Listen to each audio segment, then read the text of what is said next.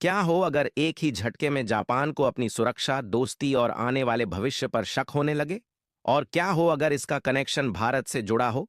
दोस्तों, जापान आज जिस स्थिति में है, वहां डोनाल्ड ट्रंप के एक बयान ने तूफान ला दिया है। पूरे जापान में पैनिक मोड ऑन हो गया है। और सबसे दिलचस्प बात, ट्रंप ने जो कहा, वो भारत के लिए जीत के बराबर है। लेकिन ट्रंप ने आखिर क्या कह दिया, जिससे जापान में खलबली मच गई? क्या इससे भारत का फायदा होगा और जापान अब क्या करेगा? ये पूरी कहानी पॉलिटिक्स, स्ट्रैटेजी और ग्लोबल पावर बैलेंस से भरी हुई है। तो वीडियो को अंत तक देखिए, क्योंकि हम इसमें डीप डाइव करेंगे और वो बातें जानेंगे जो आपको कहीं और नहीं मिलेंगी। देखिए, ट्रंप कोई नॉर्मल पॉलिटिशियन नहीं है। वो जब कुछ कहते हैं तो पूरी दुनिया हिल जाती है। और इस बार तो उन्होंने सीधा जापान के सबसे बड़े डर को जिंदा कर दिया। उन्होंने एक इंटरव्यू में कहा, अगर मैं दोबारा राष्ट्रपति बना तो मैं जापान से पूछूंगा, तुम अमेरिका पर इतना डिपेंड क्यों हो? खुद अपनी सुरक्षा क्यों नहीं संभाल सकते? बस इतना कहना था और जापान में अफरा तफरी मच गई।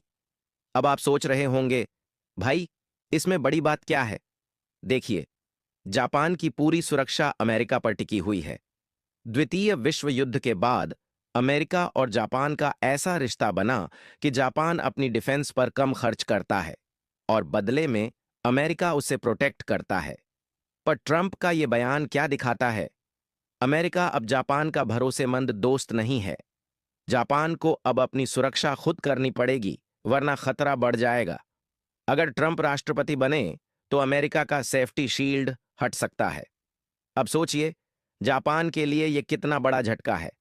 अब यहां एक ट्विस्ट आता है। भारत ने हमेशा कहा है कि किसी भी देश को अपनी सुरक्षा के लिए दूसरों पर निर्भर नहीं रहना चाहिए। 2016 में जब भारत ने अपनी आत्मनिर्भर रक्षा नीति अपनाई थी, तब दुनिया हंस रही थी।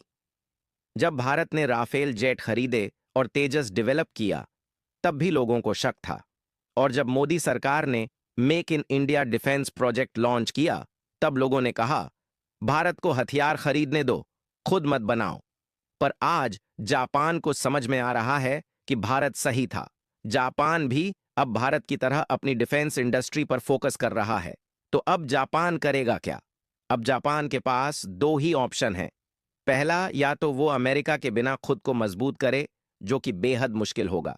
दूसरा, या फिर वो नए दोस्त बनाए और यहीं पर भारत एंट्री करता है। क्या भारत और जापान मिलकर एक नई रक्षा साझेदारी बना सकते हैं? हाल ही में भारत और जापान ने मिलकर रक्षा उत्पादन बढ़ाने की बात की थी। जापान के पास टेक्नोलॉजी है और भारत के पास सस्ते में हथियार बनाने की क्षमता।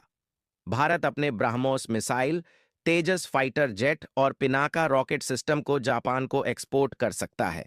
अगर ऐसा होता है तो एशिया में अमेरिका की पकड़ कमजोर होगी और भारत जापान का दबदबा बढ़ जाएगा।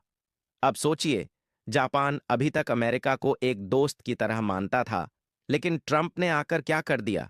ये वैसा ही है जैसे आप सालों से अपने दोस्त की कार में फ्री लिफ्ट लेते आ रहे हो और एक दिन वो कहे, अबे अपनी खुद की गाड़ी ले ले यार।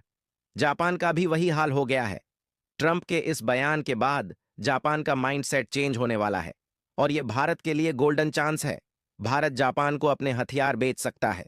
दोनों देश मिलकर नई टेक्नोलॉजी पर काम कर सकते हैं।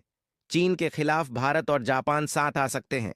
भारत ने पहले ही आत्मनिर्भर भारत की जो राह पकड़ी थी, अब जापान को भी उसी रास्ते पर चलना होगा। अब सवाल यह है, क्या जापान अमेरिका से अलग हो पाएगा या फिर ट्रंप का यह बयान सिर्फ एक धमकी ही रहेगा? आपको क्या लगता है? कमेंट्स में बताइए।